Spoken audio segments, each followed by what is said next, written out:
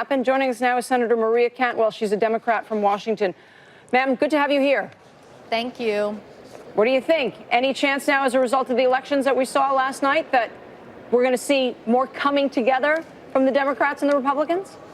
Well, I'm always for making things happen for our economy, and certainly think that we should focus on jobs and things that will create more economic opportunity for Americans. My colleague Susan Collins and I are having a meeting today with some from the executive branch on apprentice programs, how we can incent more hiring of apprentice and skill and train on the job. So that's a great example to get off the start.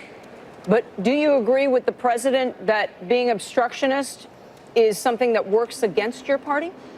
Well, I think the president, tweeted out he didn't want to cut Medicaid. So you hear a lot of discussion now about this health care bill and whether he's proposing the cuts to Medicaid. So you're going to have real policy differences, and people are going to want to see in the bright light of day a discussion about that concept, about cutting and taking that much Medicaid money out of the marketplace. What does that do to the health care system? So I think that's a very fair debate.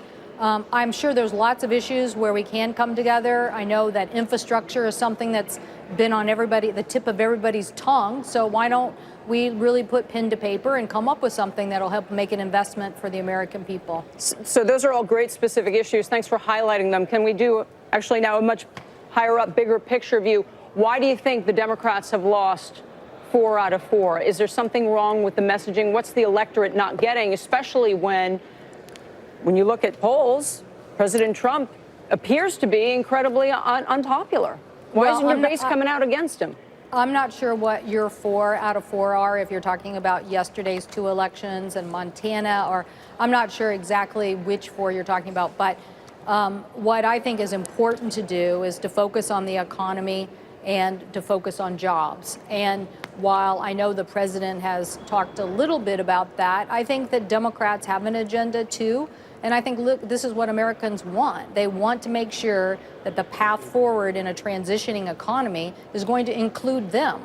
And these are important things about what we're going to and where we're going to make investment and how we're going to grow better than what we did in the first quarter of this year. Well, let's talk about South Carolina and Georgia then, Senator. I mean, it was a defeat for the Democrats at a time when the president has, there are questions about whether or not his party would ride on his coattails, and here we are.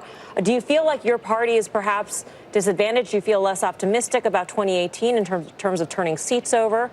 How do you assess where the party is right now in light of those elections? Well, I think when you think about yesterday, you see seats that were traditionally held by Republicans, and I'm sure that Democrats wish they would have won those seats. But the larger issue here for Americans across the board is how our economy is going to continue to change and whether we're going to be well prepared for that. I want to make sure that the discussions here in Congress are about those things that are going to move the opportunities forward and are going to have more robust growth than what we saw in this first quarter. So the issue is who is going to come to the table and help us innovate and make that kind of change. And I'm going to stand ready whether they're a Democrat or Republican. And I do think the Democrats do need to up the dialogue about our economic agenda. When I ran 6 years ago, five and a half years ago, I focused on 3 things: jobs, jobs, and jobs. Now, I've heard President Trump say the same thing. Well, let's really get to that task. Let's work on jobs and the economy. What do you think about the health care bill that we hear is going to come to the floor finally? Is that going to pass, do you think? I don't know. I'm not an odds maker on that, but I will tell you this, that to cap and cut Medicaid is basically going to exacerbate our problems.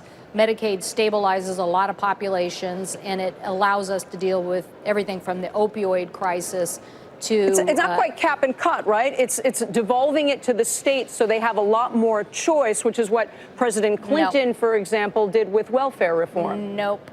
I wish that was the case. There is a lot of innovation you can do in health care. For example, if we were shifting off of nursing home care to community-based care, we could save a lot of dollars. But the point is for not the federal government to decide, but for the states to decide. How do you feel about that? I am I am so blessed to come from probably one of the most innovative states in the entire country. We deliver better health care with better outcomes at lower costs, and we innovate every single day. So my frustration is that instead of allowing that innovation into the delivery system, what people are doing is just capping and cutting Medicaid.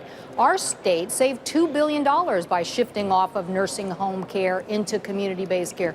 $2 billion from one state. So if every state would do that, we would innovate and save dollars. So don't be just a budget mechanism to cut poor people off of health care. It's going to exacerbate the costs of our delivery system, and we don't want that. Madam Senator, thank you so much for joining us. Senator Maria Cantwell of Washington. Thank you.